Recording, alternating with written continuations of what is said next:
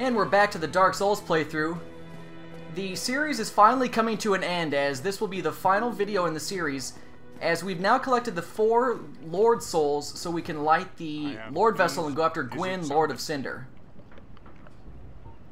To do that, we gotta go over here and talk to this fucking douche so he could take us back down to the Kiln of the Great Flame, I think the zone is called, and then we light the Lord Vessel down there.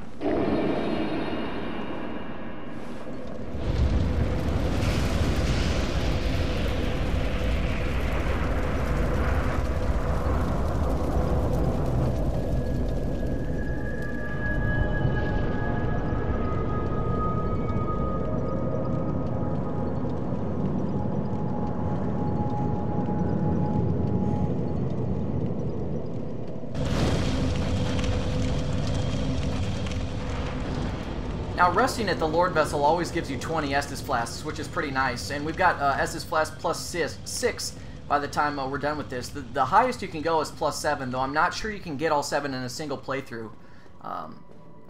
But they carry over into New Game Plus. Now, this is the final zone, and it's really short. I believe it's called Kiln of the First Flame. Alright.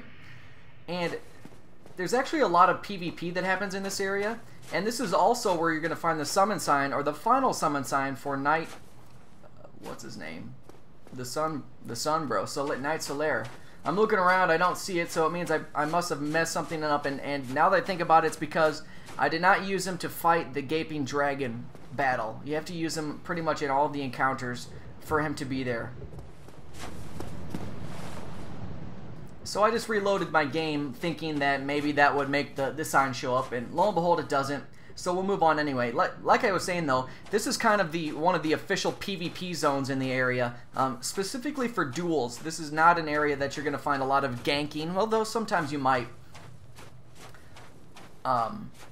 As there's only a few enemies that respawn. It's all Black Knights, there's about 6 of them, each with a different weapon. So one's got the great sword, one's got the regular sword, one's got the pole arm and the axe, and you know, all the weapons. And they all drop special Titanite chunks, be it red, blue, green, white, and all of them. So really, this is the last area that you can farm stuff.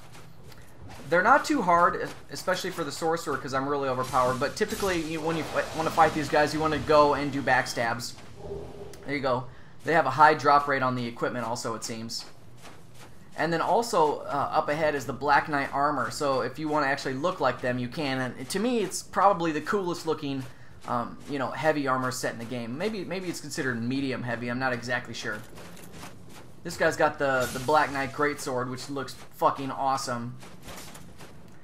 And then, unfortunately, like I was saying, this is the last video in the series. I don't know yet if I'm going to do another playthrough with, like, a melee character or a paladin or something, unless I get an overwhelmingly large amount of comments from you guys letting me know that you do, in fact, want to see that. You know, I get comments here and there on some of the videos, but I haven't got a large number of comments. So, being that this is the last video in the series, let me know if you do, in fact, want me to run through the game again. Otherwise, I might take a look at something else. I'm about to start Reckoning Kingdoms of Amalur, you know, potentially something else as well. Let me know what you think.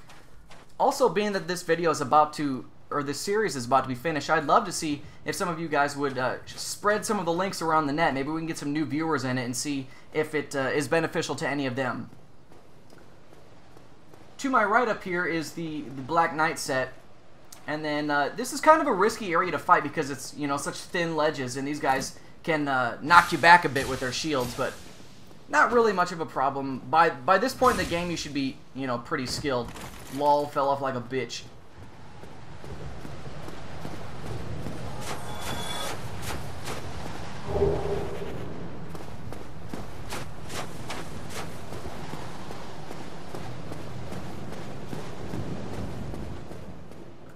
Also, for those of you who watch my review channel, right as I'm posting this, I'm going to be uploading my review of Final Fantasy 13 too, which I absolutely loved. I loved the first game. I loved the second game.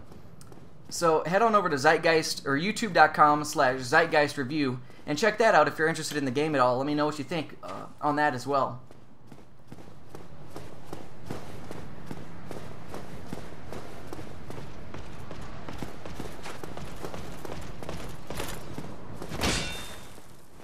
That's a crazy fucking attack, Jesus. Whoa. Then the video game recorder's getting all crazy. I don't know if it's too much action, but there's a lot of video degrading in quality in this zone specifically. It kind of sucks. I probably will not be using the AverMedia Game Capture HD to record my gameplay footage anymore because of that reason. If you haven't seen my review on that product, you can also check my YouTube channel, Zeitgeist Review, for that. Shut up, cat.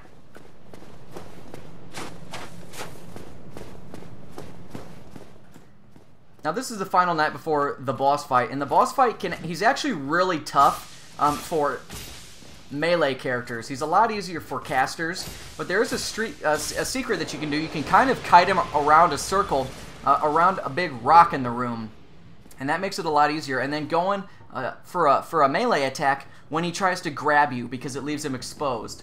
Otherwise, more skilled players will try and parry him, but I can't parry him at all, so I don't ever try to do that.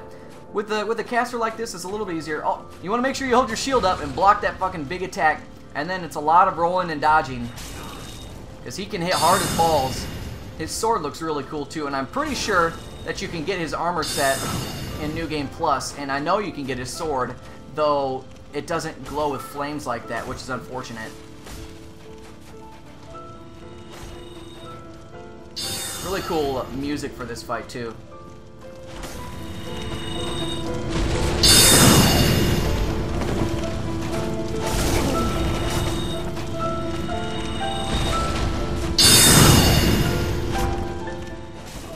As you can see, I'm just kiting him around this rock, and this is the same thing you do with melee, or if you're a melee character. You just wait for him to go for the grab move and then go in and get maybe one or two attacks on him and then roll off and back away. There's the grab. It leaves him exposed for a few seconds, and that's your chance.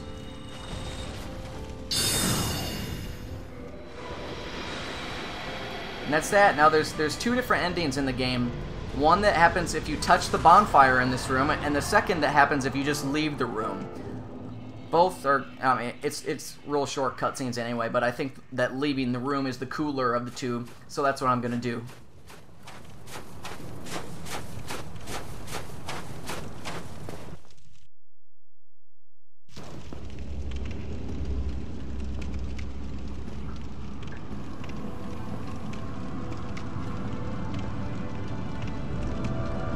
My Lord, bless thy safe return.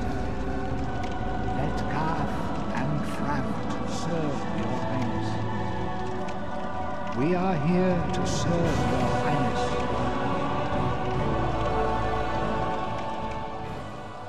Whoa, crotch shot.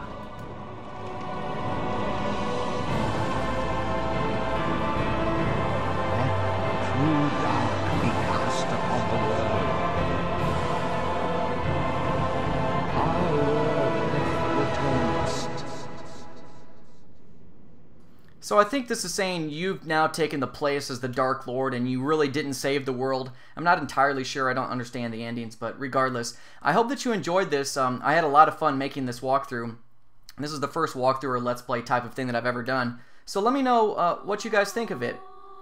Again, let me know if you're interested in seeing it again, or if you're interested in seeing a different game. Again, I don't have my internet connection to my home yet, unfortunately, so I can't be playing my League of Legends matches.